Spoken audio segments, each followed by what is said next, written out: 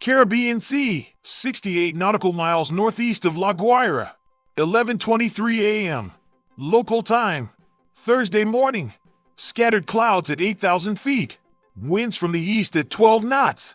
Sea State 3, USS Gerald R.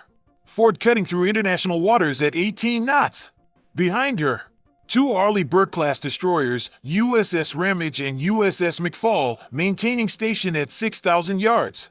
Ahead, one Ticonderoga-class cruiser, USS Monterey, running advanced screening, standard carrier strike group formation, routine patrol enforcing freedom of navigation through disputed waters, her crew conducting normal operations, flight deck crews prepping aircraft, engineers monitoring reactor operations, cooks serving lunch to 5,000 sailors.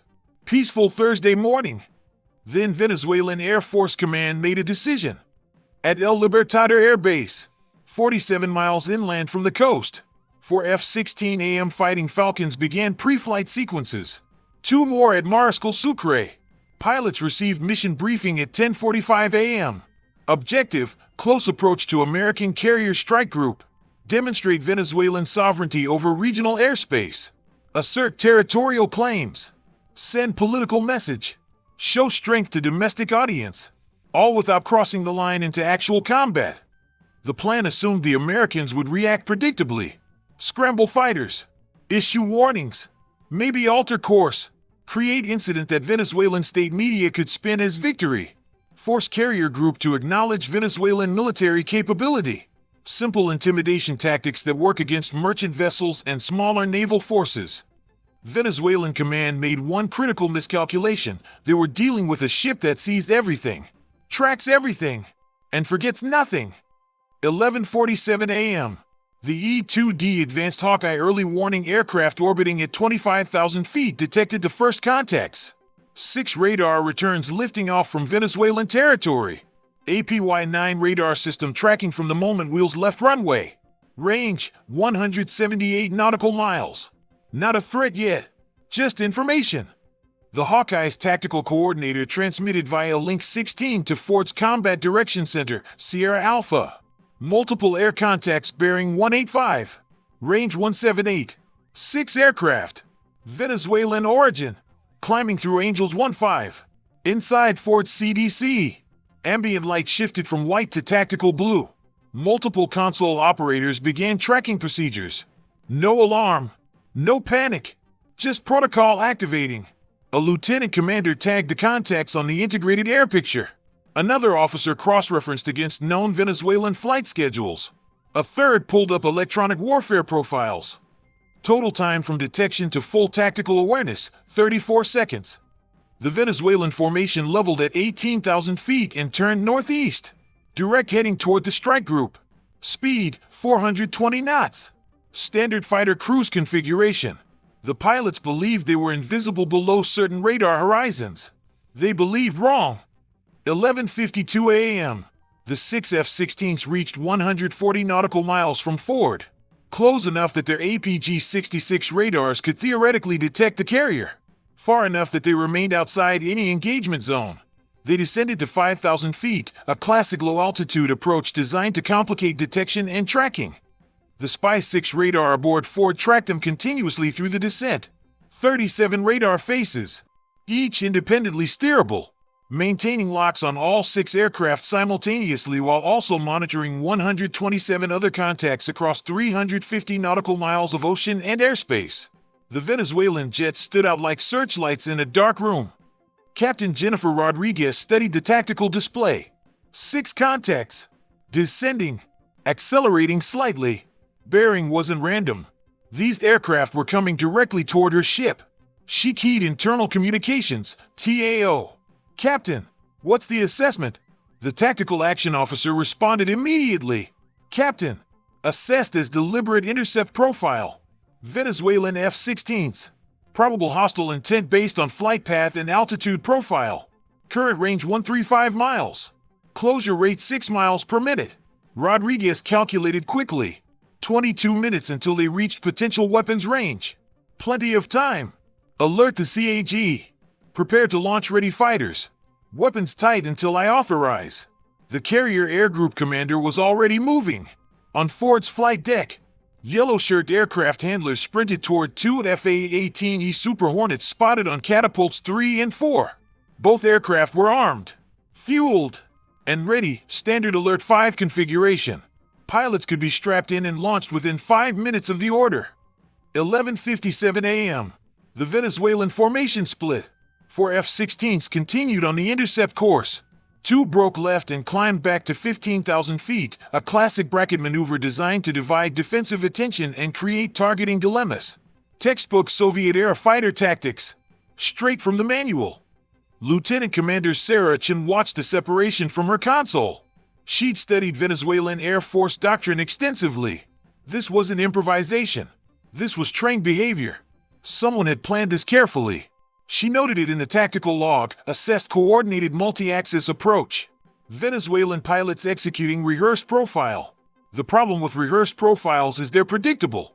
And the Americans had files on Venezuelan training going back 15 years. They knew the playbook. They knew what came next. 12:01 p.m. Captain Rodriguez gave the order. Launch alert fighters. Full combat air patrol. Weapons tight. Visual identification mandatory before any engagement. Electromagnetic aircraft launch system Catapult 3 fired. The first Super Hornet, call sign Dagger 11, accelerated from 0 to 165 miles per hour in 2.3 seconds. Pilot Lieutenant Marcus Webb felt the familiar crushing force. Then sudden release as his aircraft punched off the bow and clawed for altitude. 12 seconds later, Dagger 12 followed from Catapult 4. Both Hornets climbed through 10,000 feet and turned south. Their APG-79 AESA radars activated, immediately painting all 6 Venezuelan contacts. Range, 118 nautical miles. The American pilots could see the entire tactical picture on their displays, friendly forces in blue, unknowns in yellow. The Venezuelan jets still closing. Webb transmitted to Ford, Dagger Flight, 2 Super Hornets airborne, tracking 6 contacts bearing 190, range 118. Request vector for intercept. The response came from Ford's CDC, Dagger 11, Vector 185, Angels 20. Intercept and identify. Maintain 10-mile standoff unless authorized closer. 12:06 p.m. The 4-aircraft Venezuelan element reached 85 nautical miles from Ford. Weapons range for modern anti-ship missiles. Not that these F-16s carried them, the Hawkeye's passive sensors had already analyzed their radar cross-sections and determined they were flying clean configurations. No external weapons visible. But doctrine doesn't care about reality. Doctrine says any aircraft within weapons range is a potential threat. Aboard USS Ramage, the Spy-1D radar tracked all contacts. The destroyer's vertical launch system held 96 cells loaded with SM-2 and SM-6 surface-to-air missiles. Each SM-6 could engage aircraft out to 150 nautical miles with terminal homing accuracy measured in meters. The Venezuelan pilots were well inside that envelope. They had been for the last 8 minutes. The destroyer's tactical action officer watched his displays and waited. His fingers didn't touch weapons controls. Didn't need to. The Aegis combat system had already calculated firing solutions for all 6 contacts. The computers updated those solutions every 2.4 seconds, tracking position, velocity, acceleration. If anyone gave the order to engage, missiles would be in the air within 6 seconds. No one gave the order. Not yet. 12:11 p.m. First visual contact. Lieutenant Webb spotted sun glinting off canopies at his 11 o'clock low position. 4 F-16s in loose combat spread, approximately 2,000 feet between aircraft. He keyed his radio, Dagger 11, tally 4 bandits, 11 o'clock low. Visual identification in progress. Webb descended slightly for a better angle. Through his heads-up display, he could make out individual details now. Venezuelan Air Force roundels on the fuselages. Centerline fuel tanks. AIM-9 Sidewinder missiles on wingtip rails, defensive loadout only. No radar-guided missiles visible. These jets weren't configured for strike missions. This was a demonstration flight. That made it less dangerous but not less serious. Demonstrations can go wrong. Pilots make mistakes. Equipment fails. Aggressive maneuvers at high speed leave little margin for error. Dagger 12 pulled into formation on Webb's right wing. Both Hornets maintained 15,000 feet, 12 miles behind the Venezuelan formation, shadowing their approach. Every maneuver was recorded by multiple sensors. The Hawkeye logged positions every 2.4 seconds. The Spy 6 radar maintained continuous track. Satellites overhead captured imagery. This entire encounter would be analyzed frame by intelligence officers in 3 different agencies before dinner time. 12:14 p.m. The Venezuelan formation descended again. Down to 2,000 feet, accelerating to 480 knots. Classic low altitude, high-speed approach designed to minimize reaction time. At that altitude and speed, they'd cross the remaining 70 nautical miles to Fort in less than 9 minutes. Captain Rodriguez watched the tactical display update. The contacts were committed now. No more maneuvering, no more feints. Straight line toward her ship. She picked up the radio handset connecting her to the strike group commander aboard Monterey. Admiral, Venezuelan formation is committed on intercept course. Range 70 miles. Request authorization for escalated posture. Rear Admiral Catherine Morrison had been watching the same displays. Granted. Weapons tight remains in effect. Illuminate them. Let's see if they're paying attention. 12:16 p.m. aboard USS Ramage, the fire control director received the order. He activated the ship's and SPG-62 fire control radar. This isn't a search radar. This is a targeting radar. When it locks onto your aircraft, it means missiles are seconds from launch. Every fighter pilot in the world recognizes the specific radar frequency signature.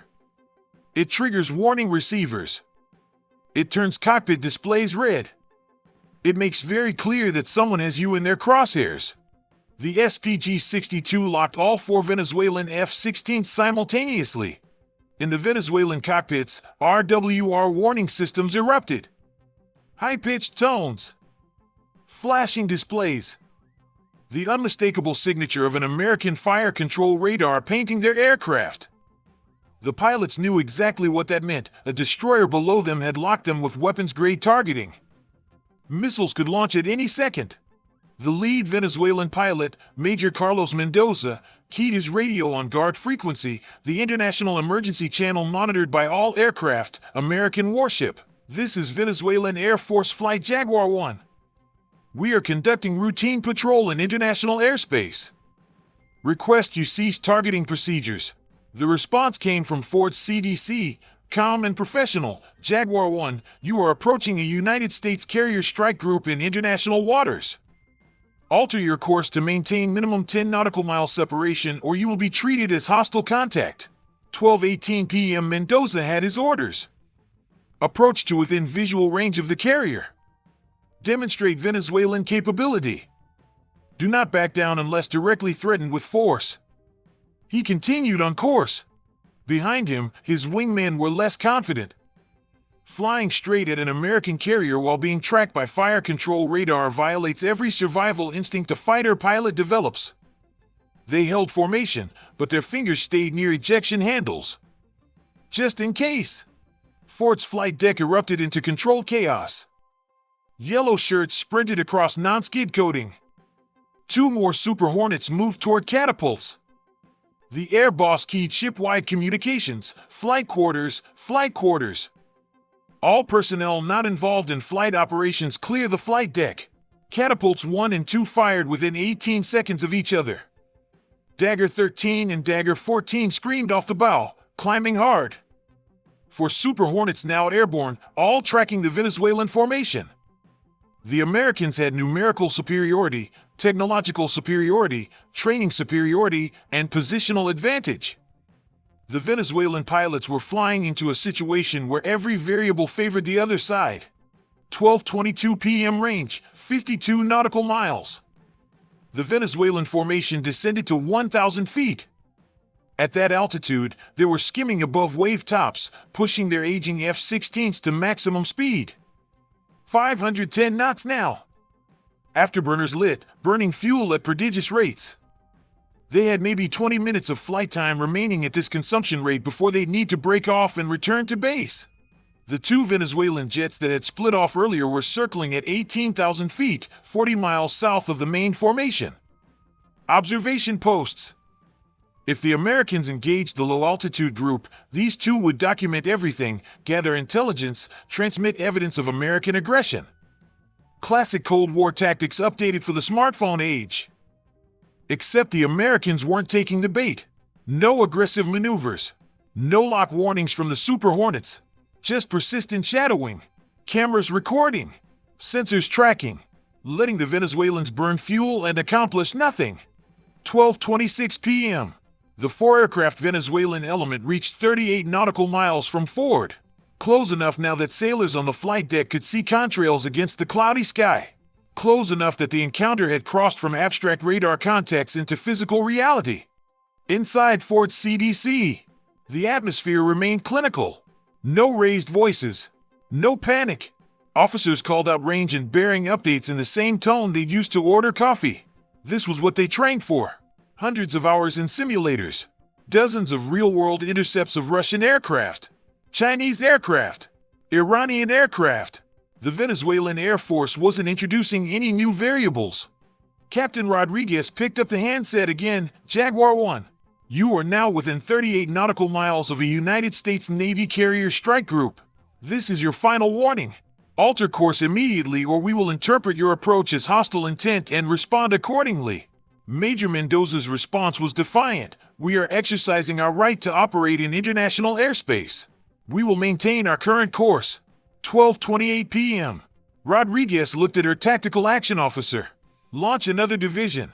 I want 8 fighters in the air. Within 90 seconds, 2 more Super Hornets catapulted off Ford's deck. Dagger 15 and Dagger 16 climbed and turned south, joining the intercept. 6 American fighters now versus 6 Venezuelan fighters. But the Americans had the carrier behind them, unlimited fuel, unlimited weapons, unlimited staying power. The Venezuelans were burning reserves with every second of afterburner. The tactical mathematics were brutally simple. The Venezuelan jets would run out of fuel in 18 minutes. They could push to maybe 22 minutes if they throttled back. But that meant slowing down, losing their speed advantage. Either way, they'd have to break off soon. The only question was whether they'd do it voluntarily or involuntarily. 12:31 p.m. Range, 28 nautical miles. Close enough that the phalanx CIWS mounts on Ford and the destroyers began tracking automatically. These autonomous defense systems don't wait for human authorization in close-range scenarios. Their radar locked the approaching aircraft. Their 20mm Gatling guns rotated to track. Their computers calculated firing solutions, updating continuously. The phalanx is designed to destroy incoming anti-ship missiles traveling at Mach 2+. Tracking subsonic fighter jets at 510 knots is trivial by comparison. If those F-16s crossed inside 5 nautical miles, the phalanx systems would interpret them as threats and engage automatically. Nobody wanted to find out if automatic meant unavoidable. Lieutenant Webb, leading the American fighter element, had closed to within 8 miles of the Venezuelan formation, close enough for visual identification of individual pilots. He could see Mendoza's helmet turning, scanning, checking his 6 o'clock.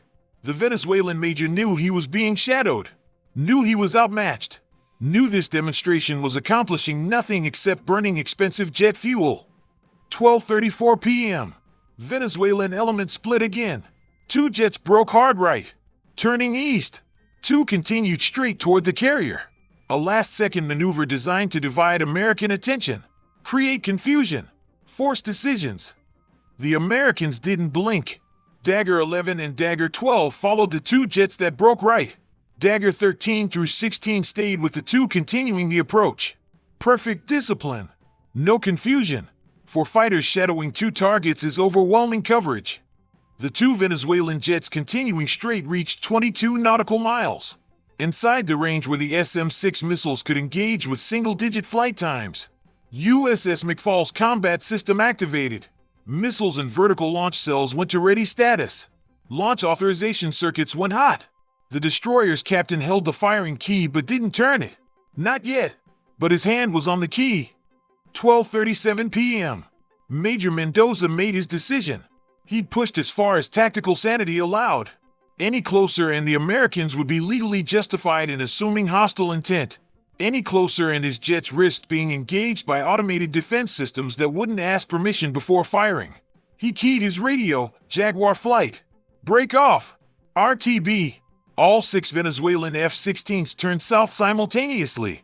Afterburners extinguished. Speed bled off to cruise power settings. The demonstration was over. They'd approached to within 22 nautical miles of an American carrier, close enough to make a point, far enough to avoid being shot down. The American Super Hornets maintained position for another 6 minutes, shadowing the Venezuelan formation until they crossed back into Venezuelan territorial airspace. Then, and only then, did Lieutenant Webb transmit, "Dagger flight. Contacts are RTB. Recommend we break off in CAP station." Ford's CDC responded, "Dagger flight. Concur. Return to CAP station. Good work." 12:44 p.m. All 6 Super Hornets returned to patrol stations around the carrier strike group. The Venezuelan jets landed at their respective bases 12 minutes later, having accomplished exactly nothing except providing the Americans with detailed electronic intelligence on their radar systems, communication procedures, and tactical doctrine. The USS Gerald R. Ford never changed course, not 1 degree. Her navigation logs would show a perfectly straight line through the entire encounter. She treated 6 incoming fighters with the same level of concern most people reserve for mosquitoes at a barbecue. Cost analysis. Venezuelan expenditure. 6 F-16AMs flying maximum afterburner for extended periods consumed approximately 18,000 pounds of JP-8 jet fuel. At current black market rates, since Venezuela faces fuel sanctions, approximately $54,000 in fuel costs alone. Add wear and tear on aging airframes operated beyond normal flight envelope parameters. Estimated maintenance costs of $28,000. Add pilot flight hours at training cost value. Approximately $12,000. Total Venezuelan operational cost, $94,000 to fly close to an American carrier. Take some photos and fly home. Intelligence cost, priceless. The Americans captured every radar emission, every radio frequency, every tactical maneuver. Venezuelan F-16 radar signatures now permanently cataloged in American threat libraries. Communications procedures recorded and analyzed. Pilot skill levels assessed and filed. Tactical doctrine patterns identified and countered. American expenditure, 6 Super Hornet flight hours at approximately $18,000 per flight hour equals $108,000. Add fuel costs for carrier operations. Negligible. Add tactical intelligence value of observing Venezuelan operations, conservatively worth millions in future defensive planning. The Americans spent slightly more in direct costs but gained exponentially more in intelligence value. They turned a Venezuelan demonstration into a comprehensive data collection exercise. Strategic implications. Within 48 hours, Venezuelan state media released carefully edited footage claiming their pilots had buzzed the American carrier and forced it to scramble fighters defensively. Domestic propaganda framed it as a victory. The narrative played well in Caracas. The navigation logs told a different story. The carrier maintained course and speed throughout. The Americans launched fighters as a precaution, not panic. The Venezuelan jets approached, got tracked by every sensor in the strike group, and left without accomplishing any military objective. This is modern gray zone conflict. Nobody fires shots. Nobody declares war. But messages get exchanged in radar emissions, flight patterns, and the cold mathematics of who blinked first. Venezuela wanted to prove they could challenge American naval dominance in Caribbean waters. What they actually proved was that approaching a Ford-class carrier strike group with 1980s-era fighters is like bringing a calculator to a supercomputer competition. Technically, you're both doing math, but the comparison is almost insulting. The Caribbean remained calm that Thursday. No missiles launched. No casualties. No international crisis.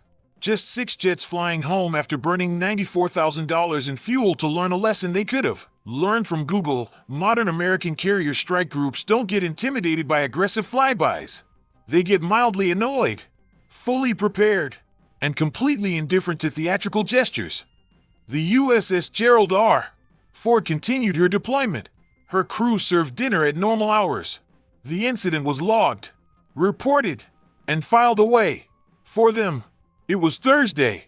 For Venezuelan military planners, it was an expensive reminder that gray zone tactics only work if the other side takes you seriously. The Americans didn't, and that calculated dismissal, that professional indifference, probably stung worse than any missile ever could.